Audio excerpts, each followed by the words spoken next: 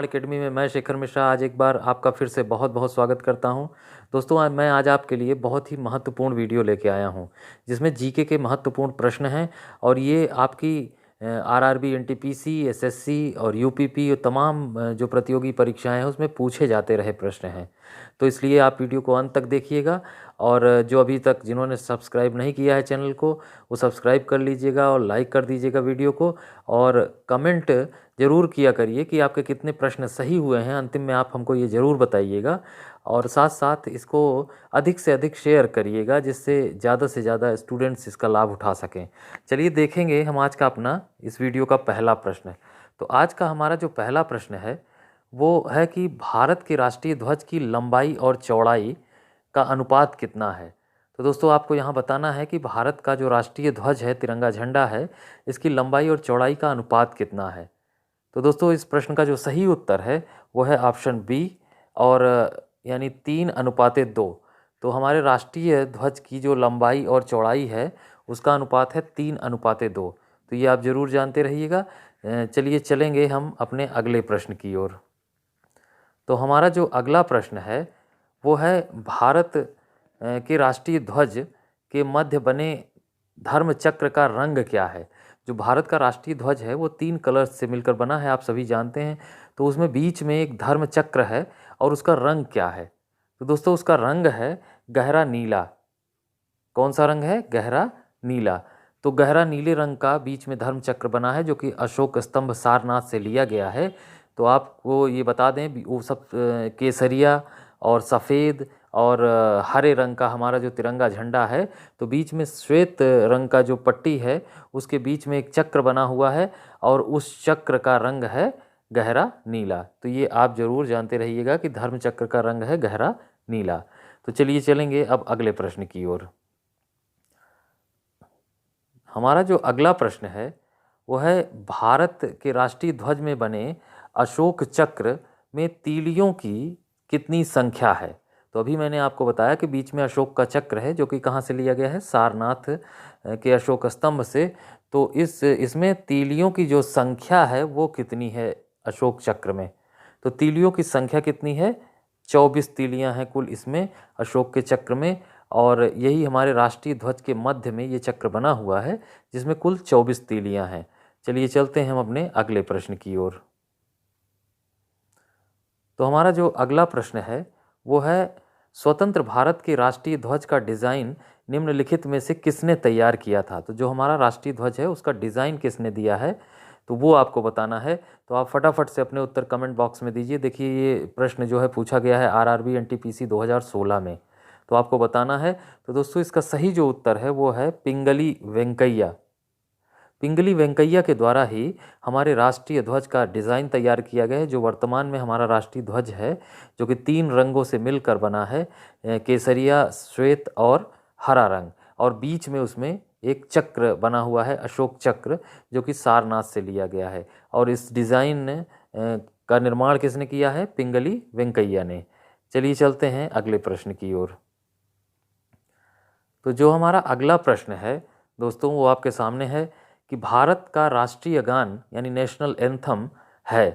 तो भारत का राष्ट्रीय गान क्या है? तो भारत का राष्ट्रीय गान है जन गण मन, यानी ऑप्शन सी बिल्कुल करेक्ट है। और इसके रचयिता कौन है? गुरुदेव रवींद्रनाथ टैगोर, आप सभी जानते हैं।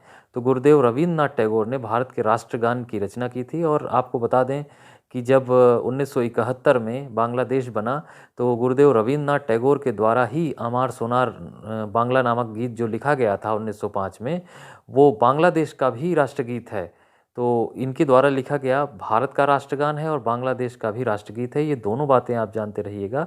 तो जन गण मन जो हमारा राष्ट्रीय गान है, नेशनल एंथम है, वो किसके द्वारा लिखा गया है? वो लिखा गया है रवींद्रनाथ टैगोर के द्वारा। तो चलिए चलते हैं अपने अगले प्रश्न की ओर। हमारा जो अगला प्रश्न है देखिए वही प्रश्न आ गया है कि भारत के राष्ट्रीय गान के रचयिता कौन है। तो भारत के राष्ट्रीय गान के रचयिता अभी मैंने आपको बताया कि गुरुदेव रवींद्रनाथ टैगोर हैं भारत के राष्ट्रीय गान के रचयिता। तो जो जन गण मन हम गाते हैं अपने नेशनल एंथम के रूप में उसके रचयिता कौन है? गुरुदेव रवींद्रनाथ टैगोर। तो इन्हें गुरुदेव के नाम से भी जाना जाता था, आप जानते हैं। तो ये बहुत ही महत्वपूर्ण प्रश्न है और आरआरबी एनटीपीसी 2016 का प्रश्न है। चलिए चलते हैं अगले प्रश्न की ओर। हमारा अगला प्रश्न है कि राष्ट्रगान पहली बार कहाँ गाया गया था, यानी इसका जो गायन हुआ था वो पहली बार कहाँ हुआ था। एसएससी 2008 का प्रश्न है। तो इसका पहली बार गायन हुआ था 1911 कलकत्ता में। तो कलकत्ता में जो कांग्रेस का कलकत्ता में जो उस समय घटना क्या हुई थी वो भी आपके लिए जान लेना ज़रूरी है कि ब्रिटेन के सम्राट जॉर्ज पंचम और उनकी महारानी मेरी, ये दोनों भारत आए थे और उन्हीं के सम्मान में 1911 में कलकत्ता में राष्ट्रगान का पहली बार गायन किया गया था। तो आप जानते रहिएगा इसको। चलिए चलते हैं हम अपने अगले प्रश्न की ओर। हमारा अगला प्रश्न जो है वो भारत के राष्ट्रीय गान जन गण मन को संपूर्ण रूप में गाने में कितना समय लगता है। आपको इसका उत्तर देना है। बहुत ही महत्वपूर्ण प्रश्न है और सरल प्रश्न है। तो जन गण मन को संपूर्ण रूप से गाने में समय जो लगता है वो लगता है 52 सेकेंड। 52 सेकेंड का समय लगता है। और इसको जो है किसने लिखा था? गुरुदेव रविंद्रनाथ टैगोर ने। आपको एक बात और बता दें कि कभी कभी इसका शॉर्ट फॉर्म भी गाया जाता है, सूक्ष्म रूप में भी इसे गाया जाता है पहली और आखिरी लाइन को लेकर, और उसमें समय लगता है 20 सेकेंड। इस तथ्य को भी याद रखिएगा। और संपूर्ण रूप से गाने में इसे 52 सेकेंड का समय लगता है। चलिए चलेंगे अगले प्रश्न की ओर। देखिए हमारा अगला जो प्रश्न है वो है भारत का राष्ट्रीय गीत कौन सा है। तो भारत का जो राष्ट्रीय गीत है वो कौन सा है आपको बताना है। फटाफट से अपने उत्तर दीजिए कमेंट बॉक्स में। तो राष्ट्रीय गीत है वंदे मातरम। वंदे मातरम जो है वो भारत का राष्ट्रीय गीत है। और ये किसके द्वारा लिखा गया है ये भी बात आप इसी समय कमेंट बॉक्स में बता दीजिए। तो दोस्तों ये लिखा गया है बंकिम चंद्र चटर्जी के द्वारा। और वंदे मातरम जो है यही है भारत का राष्ट्रीय गीत। चलिए चलते हैं अगले प्रश्न की ओर। हमारा जो अगला प्रश्न है वो ये है कि भारत का राष्ट्रीय गीत की गायन की अवधि क्या है। जैसे हमने देखा कि राष्ट्रगान को गाने की अवधि अभी इसके पहले, अब बताना है राष्ट्रीय गीत को गाने की अवधि क्या है। तो फटाफट से अपने उत्तर दीजिए। तो भारत के राष्ट्रीय गीत को की गायन अवधि जो है वो है 65 सेकेंड। 65 सेकेंड में गाया जाता है। जबकि जो 52 सेकेंड में गाते हैं हम क्या, राष्ट्रगान। 52 सेकेंड राष्ट्रगान का है और राष्ट्रीय गीत का है 65 सेकेंड। तो ये आप जरूर जानते रहिएगा। चलिए चलेंगे अगले प्रश्न की ओर। हमारा जो अगला प्रश्न है वो है कि भारत का राष्ट्रीय गीत वंदे मातरम सर्वप्रथम कब गाया गया था। अभी हमने आपसे प्रश्न पूछा था कि राष्ट्रगान कब पहली बार गाया गया था, और अब पूछा जा रहा है कि वंदे मातरम यानी राष्ट्रीय गीत सर्वप्रथम कब गाया गया था। दोस्तों ये गाया गया था 1896 में, कांग्रेस के कलकत्ता अधिवेशन में ये गाया गया था। क्या गाया गया था? वंदे मातरम, जो कि हमारा राष्ट्रगीत है। ठीक है। और जो राष्ट्रगान था यानी जनगण मन, ये कब गाया गया था पहली बार? ये 1911 में गाया गया था कोलकाता में ही। और वंदे मातरम कब गाया गया? 1896 में कलकत्ता में। चलिए देखेंगे अगला प्रश्न। अगला प्रश्न है हमारा कि भारत का राष्ट्रीय गीत वंदे मातरम लिया गया है। तो कहाँ से लिया गया है आपको ये बताना है। तो दोस्तों ये लिया गया है आनंद मठ से, जो कि एक नॉवेल है, एक उपन्यास है। और इसे आनंद मठ को किसके द्वारा लिखा गया है? बंकिम चंद्र चटर्जी के द्वारा। और आनंद मठ से ही लिया गया है वंदे मातरम। ठीक है। संस्कृत में इसे लिखा गया था, जो है वंदे मातरम का जो मूल वंदे मातरम है उसे बंकिम चंद्र चटर्जी के द्वारा संस्कृत में लिखा गया था, और ये लिया गया है आनंद मठ से। चलिए चलते हैं अगले प्रश्न की ओर। हमारा जो अगला प्रश्न है वो है आकाशवाणी और दूरदर्शन के दैनिक कार्यक्रमों की शुरुआत किससे होती है। तो आजकल लोगों ने दूरदर्शन देखना ही बंद कर दिया है, लेकिन आपको यहाँ जानना पड़ेगा क्योंकि ये जीके का प्रश्न है कि आकाशवाणी और दूरदर्शन के जो दैनिक कार्यक्रम हैं उनकी शुरुआत किससे होती है। तो वो होती है राष्ट्रगीत से। और राष्ट्रगीत क्या है? वंदे मातरम, जिसे लिया कहाँ से गया है? आनंद मठ नामक उपन्यास से। और आनंद मठ उपन्यास के रचयिता कौन है? बंकिम चंद्र चटर्जी। ये सभी बातें आप याद रखिएगा। चलिए चलेंगे अब अगले प्रश्न की ओर। अगला प्रश्न जो है हमारा, सारनाथ स्थित राष्ट्रीय स्तंभ का कौन सा भाग राष्ट्रीय प्रतीक चिन्ह के रूप में लिया गया है? तो दोस्तों कौन सा भाग लिया गया है? तो इसमें लिया गया है शीर्ष भाग। शीर्ष भाग लिया गया है और शीर्ष भाग में 4 शेर हैं, शेर बने हुए हैं, सिंह बने हुए हैं। तो वही शीर्ष भाग जो है वो राष्ट्रीय स्तंभ के रूप में अपनाया गया है, राष्ट्रीय प्रतीक चिन्ह के रूप में अपनाया गया है। तो ये भी आप जानते रहिएगा। अब चलते हैं हम अपने अगले प्रश्न की ओर। ये देखिए फिर से प्रश्न आ गया है आपके सामने कि भारत के राष्ट्रीय प्रतीक में कितने शेर दिखाई देते हैं। तो यहाँ आपको जानना है कि शेर जो दिखाई देते हैं वो कितने हैं। तो वो हैं 3। जबकि राष्ट्रीय प्रतीक क्या है हमारा? वो अशोक की लाट है, अशोक स्तंभ है जो कि सारनाथ से लिया गया है, जिसमें कुल 4 शेर हैं। कितने शेर हैं? 4 शेर हैं। और इसमें से 3 जो सामने की तरफ दिखाई देते हैं उन्हीं को जो है इसमें पूछा गया है कि कितने शेर दिखाई देते हैं। चलिए चलते हैं अगले प्रश्न की ओर। भारत के राष्ट्रीय प्रतीक में निम्नलिखित में से कौन सा पशु दृष्टिगत नहीं है? यानी जो हमारा राष्ट्रीय प्रतीक है उसमें से इनमें जो निम्न ऑप्शंस हैं इसमें से कौन सा पशु दृष्टिगत नहीं है? तो दोस्तों वो है हिरन। उसमें हिरन नहीं है, क्योंकि जो हमारा राष्ट्रीय प्रतीक है उसमें शेर है, सांड है और घोड़ा है। और इसके अलावा दोस्तों यहाँ जो है हाथी भी है। ठीक है, 4 पशु हैं, ये भी आप याद रखिएगा कि कितने पशु हैं राष्ट्रीय प्रतीक में? 4 पशु हैं। और कौन कौन से हैं? हाथी है, घोड़ा है, शेर है और सांड है, जबकि हिरन इसमें से नहीं है। ठीक है, तो चलिए चलते हैं अगले प्रश्न की ओर। हमारा जो अगला प्रश्न है वो आपके सामने है कि भारत के प्रतीक चिन्ह की आधार पट्टी पर अंकित शब्द सत्यमेव जयते, सत्यमेव जयते किससे लिया गया है? तो सत्यमेव जयते जो लिया गया है वो लिया गया है मुंडकोपनिषद से। तो जो भारत का प्रतीक चिन्ह है उसकी आधार पट्टी पर एक शब्द अंकित है सत्यमेव जयते, यानी सत्य की ही विजय होती है। तो सत्यमेव जयते कहाँ से लिया गया है? वो लिया गया है मुंडकोपनिषद से। कहाँ से? मुंडकोपनिषद से। याद रखिएगा, ये बहुत बार प्रश्न पूछा गया है। चलिए चलते हैं अगले प्रश्न की ओर। अगला जो प्रश्न है हमारा वो है भारत का राष्ट्रीय आदर्श वाक्य क्या है? तो भारत का राष्ट्रीय आदर्श वाक्य है सत्यमेव जयते। अभी मैंने प्रश्न आपसे पूछा था कि भारत का जो है वो राष्ट्रीय आदर्श वाक्य क्या है? तो वो है सत्यमेव जयते। और सत्यमेव जयते कहाँ से लिया गया है?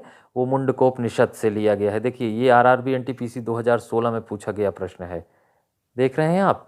चलिए चलते हैं अगले प्रश्न की ओर।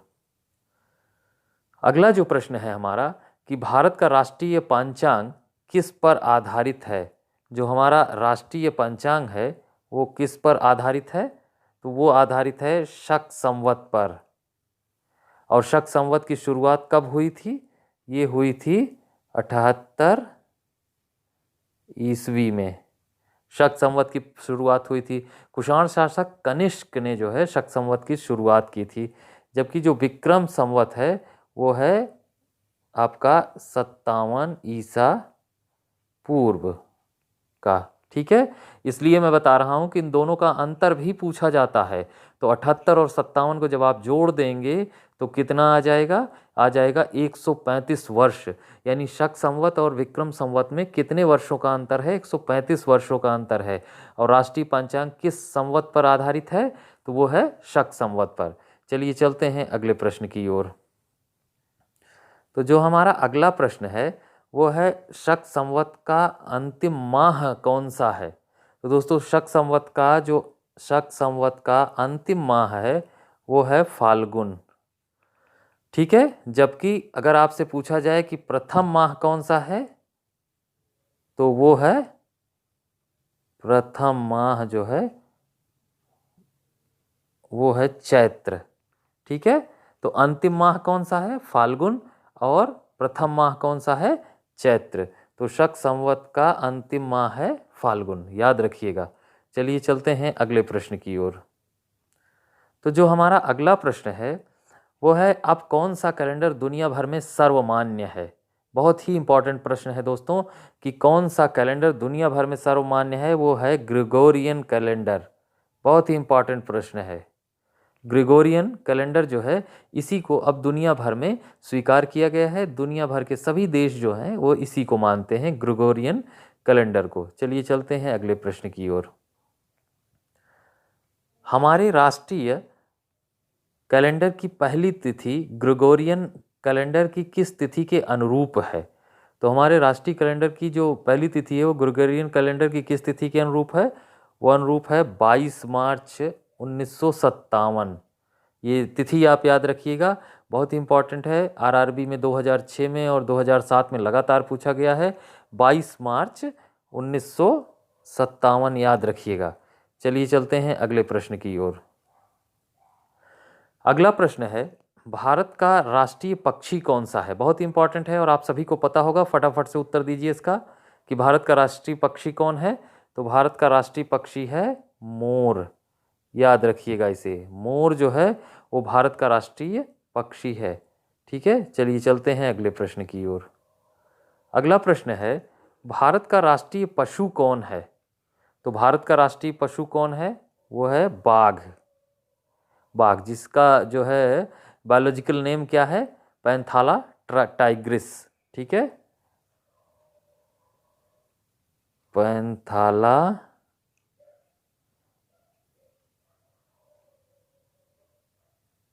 टाइग्रिस, ये है इसका बायोलॉजिकल नेम, यानी जैव रासायनिक नाम जो है उसका है बाघ का पैंथाला टाइग्रिस, और ये है भारत का राष्ट्रीय पशु।